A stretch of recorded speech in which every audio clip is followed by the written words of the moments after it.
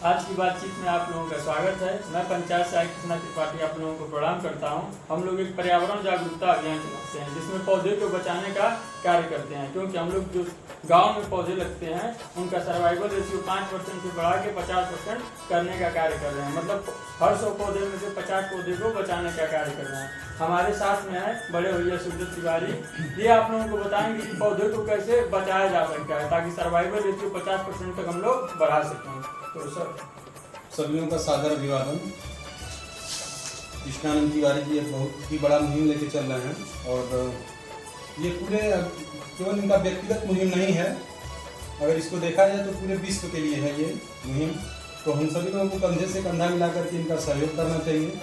जैसा कि इन्होंने बताया कि पौधे को कैसे बचाया जा सकता है, कैसे बचाया जा सकता है, इससे ज़्यादा जरूरी है कि क्यों बचाया जाए।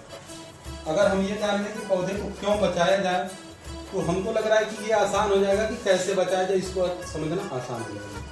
क्यों बचाया जाए, जैसे आप सभी लोग जानते हैं कि हम लोग जो है अपनी आने वाली पीढ़ी के लिए खून पसीना बहा करके कड़ी से कड़ी मेहनत कर करके और दिन रात जो है उनके भविष्य के लिए, उनके लाइफ को लेकर के सोचते हैं और बहुत सारा धन दौलत खेती बाड़ी इकट्ठा करते हैं कि आने वाली हमारी पीढ़ी के लिए काम करेगा। लेकिन हम लोग शायद इस बात को भूल जाते हैं कि जो सबसे ज़्यादा नेसेसरी चीज़ है, जैसे अगर पूछा जाए कि सबसे ज़्यादा नेसेसरी चीज़ क्या है तो निकल करके आएगा कि जीवित रहना। जीवित रहने के बाद भी ये सारी चीज़ें हैं, जितना भी धन दौलत है, चाहे जो भी चीज़ें हैं।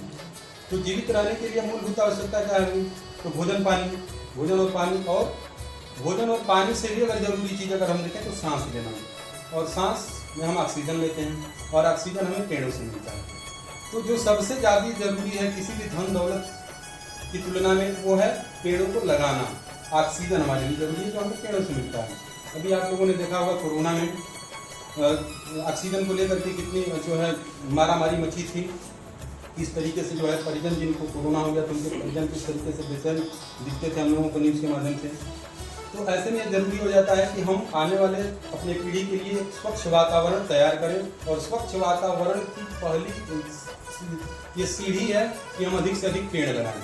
और पेड़ केवल लगाएं ही ना, बल्कि पेड़ को बचाएं, क्योंकि आज तक बहुत सारे पेड़ लगे और आज तक लगते भी हैं।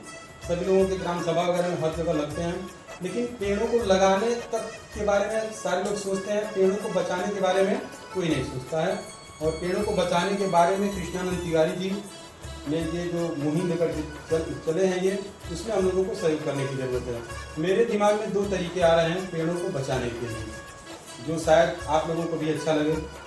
जैसा कि मैं विद्यालय से जुड़ा हूँ तो पहली आइडिया जो मेरे दिमाग में है वो ये है कि हर प्रबंधक अपने स्कूल के बच्चों को कम से कम एक पौधा दे, एक बच्चे को, और ये कहा के दे प्रेयर में या फिर और असेंबली वगैरह में उसको ये संबोधित करें कि जो पौधा तुम्हें दिया जा रहा है, जो पौधा तुम लगाओगे उसको कम से कम 1 साल बचाओगे। 1 साल बचा करके अगले साल अगर उसका फोटो लेकर के तुम अगर विद्यालय में आओगे मोबाइल में, तो तुम्हारे अगले साल में से 1 महीने की फीस, जो 12 महीने की फीस लगती है, उसमें से 1 महीने की फीस माफ़ हो जाएगी। उसी पौधे को अगर तुम फिर अगले साल 1 साल के बाद फिर अगर उसका फोटो लाए तो फिर अगले साल में भी तुम्हारे 1 महीने का फीस माफ़ हो जाएगा। इस तरीके से उस बच्चे के मन में एक जिज्ञासा भी रहेगी और उसका व्यक्तिगत भी लाभ है उस पौधे को बचा करके, और स्कूल से भी उसके 1 महीने की फीस माफ़ हो जाएगी।